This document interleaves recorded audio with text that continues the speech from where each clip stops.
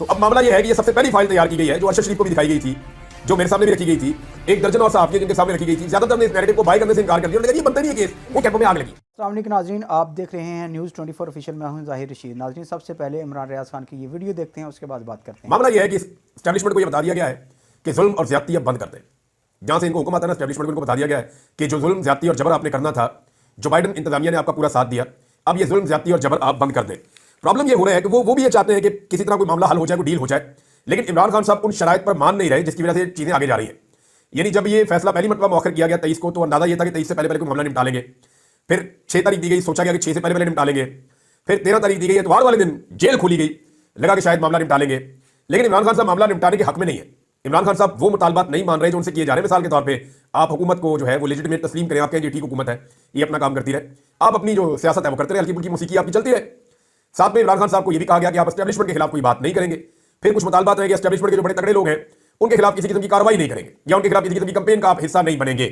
तो इमरान खान साहब इतनी सारी यकीन दहानियां करवाने के मूड में लगते नहीं है कि वो खामोश रहेंगे, चुप रहेंगे, अच्छे बच्चों की तरह डील करेंगे। इमरान खान साहब ने जितनी कुर्बानी दे ली है वो उसके बोझ के नीचे ही दब गए हैं। जितनी मार उनके वर्कर को पड़ गई है, जितने लोग उनके शहीद हो गए हैं, उनकी बहनें और भांजा तक अंदर हो गए हैं, उनकी बीवी को इतना अरसा अंदर रखा गया, इतना जुल्म जबर सहने के बाद भी अगर इमरान खान ने डील करनी है तो फिर ये कोई कॉमन सेंस इसको मानती नहीं है। इमरान खान जैसा आदमी जो अकेला भी पकड़ा जाता तो डील करना मुश्किल था, अब इतना जुल्म और जबर सहने के बाद वो डील करेगा।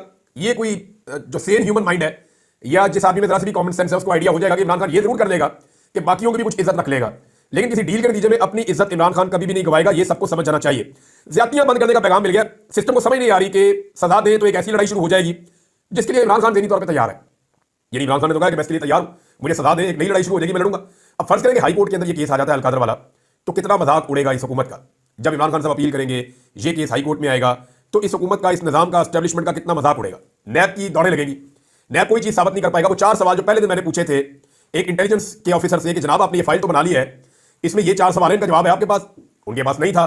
तो अब मामला यह है कि ये सबसे पहली फाइल तैयार की गई है जो अरशद शरीफ को भी दिखाई गई थी, जो मेरे सामने भी रखी गई थी, एक दर्जन और सहाफियों जिनके सामने रखी गई थी। ज्यादातर ने इस नैरेटिव को बाय करने से इनकार कर दिया, उन्होंने कहा ये बनता नहीं है केस, आप किस बुनियाद पे बना रहे हैं केस। तो अब मामला यह है कि ये जो केस बनता ही नहीं था उसको बना लिया गया, सजा दे दी गई, तो इसकी शर्मिंदगी सारी की सारी जो अपर कोर्ट है, हाई कोर्ट, उसके अंदर जाके उसका सामना करना पड़ना था। लिहाजा जनाब एक दफा फिर निजाम दौड़ गया आगे लगते और उन्होंने इमरान खान के खिलाफ फैसला नहीं सुनाया। हो सकता है 17 तारीख को इन्हें फैसला सुनाना पड़ जाए इमरान खान के खिलाफ, अगर इमरान खान साहब जो है वो उनके साथ इनका कोई मामला तय नहीं होता। और मामला तय होने के मैं तो हक में हूं। यानी मामला तय होना चाहिए इस बुनियाद के ऊपर कि पाकिस्तान के लिए जो है वो कम से कम आगे बढ़ा जाए। इमरान खान साहब से जो है वो मादरत करें जो आपने उनके साथ जुल्म और ज्यादतियां की हैं, और जो जुल्म और ज्यादतियां की हैं उनका जितना अदाला हो सकता है वो भी किया जाए। मिसाल के तौर पर आप देखेंगे एजाज चौधरी साहब हैं, सेनेटर पाकिस्तान तहरीक इंसाफ के, एक लंबे अरसे से उनका जो है प्रोटेक्शन ऑर्डर जारी नहीं हो रहा था। यानी 2 साल से ऊपर हो गए हैं। एजाज चौधरी साहब वहां जेल में बंद हैं और सेनेटर है। पाकिस्तान में टोटल 100 सेनेटर होते हैं, 100 के करीब, 100 से भी कम। अब ये बड़े आम लोग होते हैं किसी भी पॉलिटिकल पार्टी के लिए, पाकिस्तान में इनका अपना एक इस्तेहकाक है, तगड़े लोग होते हैं। तो एक सेनेटर को 2 साल से सेनेट के इजलास में नहीं आने दिया, उसे वहां जेल में बंद करके रखा हुआ है। और एस्टैब्लिशमेंट जब भी कोई प्रोटेक्शन ऑर्डर जारी करने की बात होती है तो बीच में आ जाती है। लेकिन अब यूसुफ रजा गिलानी ने सेनेट के इजलास के लिए एजाज चौधरी साहब का प्रोटेक्शन ऑर्डर जारी कर दिया है। अब कल को पीपल पार्टी चलाने वाले की देखेंगे हमने जारी कर दिया था। तो पिछले 2 साल जनाब आप क्या कर रहे थे? 2 साल एक बंदे के साथ जुल्म, जबर और फसादियत करने के बाद 2 साल के बाद अब आप एहसान नहीं कर रहे। एक्चुअली आपको समझ आ गई है कि आप डंडे के साथ डंडे वाली जमहूरियत नहीं चला सकते, ब्रूट मेजॉरिटी के जरिए से आप अपनी मर्जी इस मुल्क पे मुसल्लत नहीं कर सकते। नाज़रीन, आज 13 तारीख थी, आज 13 जनवरी। 13 जनवरी को 1 साल पहले कादी फायद ईसा ने पाकिस्तान तहरीक इंसाफ से बल्ले का निशान छीना था, और बड़ी जल्दी जल्दी में छीना था क्योंकि इलेक्शन बहुत करीब आ गया था। तो कादी फायद ईसा को टारगेट था कि आपने इलेक्शन भी होने देना मुल्क में, इमरान खान को जीतने भी नहीं देना, इनका बल्ले का निशान भी छीन लो, इनको बेयारो मददगार करके सारे रल के मारेंगे। तो कादी फायद ईसा ने बदतरीन सहूलतकारी की थी, लेकिन उसके बावजूद पाकिस्तान तहरीक इंसाफ ने कोई 180 से ज्यादा नशिस्तें कौमी असम्बली की सिर्फ जीत ली थी, और 3 सूबों में उन्होंने स्टेट में अपनी हुकूमत बना ली थी। लेकिन उसके बाद जो धांधला हुआ फॉर्म 47 की सूरत में, वो पूरे पाकिस्तान ने देखा कि कैसे जो है वो फौरी तौर पे सिस्टम बंद किया गया, नताइज रोके गए। फिर जो बड़े बड़े सियासतदान उनको बुलाया गया मखसूस जगह पे, उनको बिठाया गया। चीफ इलेक्शन कमिश्नर जो है वो बीच में गायब हो जाता है, निकल जाता है, फिर वो वापस आता है तो नए तरीके के नताइज आना शुरू होते हैं चंद घंटों के बाद, और फिर फॉर्म 47 जाली जारी होना शुरू हो जाते हैं। उन जाली फॉर्म 47 के नतीजे में पूरे के पूरे नताइज बदल जाते हैं और 17-18 सीटों वाला जो है प्राइम मिनिस्टर ऑफ पाकिस्तान बना दिया जाता है इस मुल्क का। ये उस मुल्क की बदकिस्मती है। तो 13 जनवरी को कादी फायद ईसा साहब ने वो स्या फैसला किया था जिसके बाद जुल्म, जबर, फसादियत का एक जबर एक्शन हुआ इस मुल्क में। इलेक्शन नहीं हुआ, जबर एक्शन हुआ इस मुल्क में। और पाकिस्तान की एस्टैब्लिशमेंट और पाकिस्तान की मौजूदा सियासी जमातें जो पीडीएम की हैं, इन्होंने उसके अंदर एक भरपूर गंदा किरदार अदा किया। पाकिस्तान की अदलिया का किरदार भी एक बड़ा अजीब किरदार है, ब्यूरोक्रेट्स का, खासतौर पर आरओज ने बड़ा गंद मारा। लेकिन ये सारे लोग मुजरिम हैं इस कौम के, और ये लोग, इनको याद रखेगी ये कौम, आने वाली नस्लें भी इनको याद रखेंगी कि इन्होंने पाकिस्तान के कई साल न सिर्फ जाया किए बल्कि पाकिस्तान की तारीख का बदतरीन और मुतनाज़ तरीन इलेक्शन करवाया। आज वो कायदी फायद ईसा जो चौड़ा होकर अपनी अदालत में बैठ के कहता था कि अगर आप किचन की गर्मी बर्दाश्त नहीं कर सकते तो निकल जाएं, आज जरा सी गर्मी है तो कादी फायद ईसा किसी को दिखाई भी नहीं दे रहा।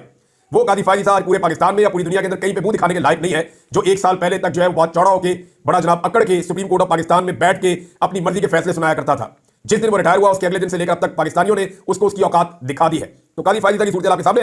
नाज़रीन, हुकूमत ने फौरी तौर पर मुज़ाकरात के अगले राउंड की जो है वो डेट जारी कर दी है। जैसे ये फैसला आया कि फैसला नहीं आ रहा, साथ ही हुकूमत एक्टिव हो गई और हुकूमत और पीटीआई के दरमियान मुज़ाकरात में पेशरफ। तीसरा इजलास 15 जनवरी को तलब कर लिया गया है, यानी 2 दिन बाद परसों ये इजलास है 15 जनवरी को। और पाकिस्तान तहरीक इंसाफ की जो एक अपोजिशन की कमेटी है वो बैठेगी, दूसरी जानिब हुकूमत की कमेटी है वो बैठेगी और इनके बीच में अब चीजें तय होंगी। यहां पे पाकिस्तान तहरीक इंसाफ ने एक मरतबा फिर कह दिया है, ये नहीं अगर कोई डील होती तो इमरान खान साहब अपने मुतालबात में लचक दिखाते। इमरान खान साहब ने तो मुतालबात में लचक दिखाई नहीं। ये नहीं अगर कोई डील करना चाह रहा है तो कोई तो मुतालबा इमरान खान का होगा जिसमें लचक मांग रहे होंगे। भाई इमरान खान ने तो 2 मुतालबात किए थे, लचक तो है ही नहीं। वो कहते हैं मेरे बेगुनाह लोगों को छोड़ो, वो लोग जो सियासी कैदी हैं उनको रिहा किया जाए। दूसरा, इमरान खान साहब कहते हैं 26 नवंबर और 9 मई के ऊपर जुडिशियल कमीशन बनाया जाए। अपने मुतालबात से तो वो पीछे हटे नहीं है और वो ये कहते हैं कि तीसरी जो हमारी मीटिंग होगी, ये पाकिस्तान तहरीक इंसाफ के लोगों ने बाहर आके क्लियरली बताया कि जो तीसरी मीटिंग होगी, इस तीसरी मीटिंग के बाद चौथी मीटिंग उस सूरत में होगी जब जुडिशियल कमीशन बनाए जाएंगे, वरना फिर हम मुज़ाकरात से पीछे हट जाएंगे। ये उन्होंने बहुत क्लियरली कह दिया है। अब नाज़रीन, मुल्क चल नहीं रहा इमरान खान के बगैर, बाहर से दबाव आ रहा है, चीजें कंट्रोल में नहीं आ रही। और इन सारी चीजों को अगर आप इकट्ठा करके देखें तो पाकिस्तान ने हासिल क्या किया इस रजीम चेंज ऑपरेशन के बाद। यानी मिलिट्री एस्टैब्लिशमेंट ने पूरी सपोर्ट की, आर्मी चीफ ने खुद भी सपोर्ट की, लेकिन SIFC की कारकर्दगी के ऊपर ये सईद अहमद साहब का जो आर्टिकल है इसके अंदर रिपोर्ट है इकोनॉमिस्ट में, वो ये कहते हैं कि एस्टैब्लिशमेंट SIFC के तहत माशी निजाम का फाल चार्ज ले चुकी है। SIFC की कोशिशों के बावजूद माली साल 2024 में इन्वेस्टमेंट रिकॉर्ड कम होकर GDP का 13% रही है, जो 15% की तवील मुद्दती औसत से भी कम है। यानी पाकिस्तान की बड़े लंबे अरसे से कभी GDP का इतना कम परसेंट के ऊपर इन्वेस्टमेंट नहीं आया जो अब आया है। हालांकि इस वक्त पाकिस्तान की एस्टैब्लिशमेंट SIFC के ऊपर पूरा जोर लगा रही है। जी हाँ नाज़रीन, तो बिल्कुल आज तक के लिए इतना ही। नई अपडेट के साथ आपकी खिदमत में फिर हाजिर होंगे। इसी के साथ हमें ज़ाहिर रशीद को इजाज़त दें। अल्लाह हाफ़िज़।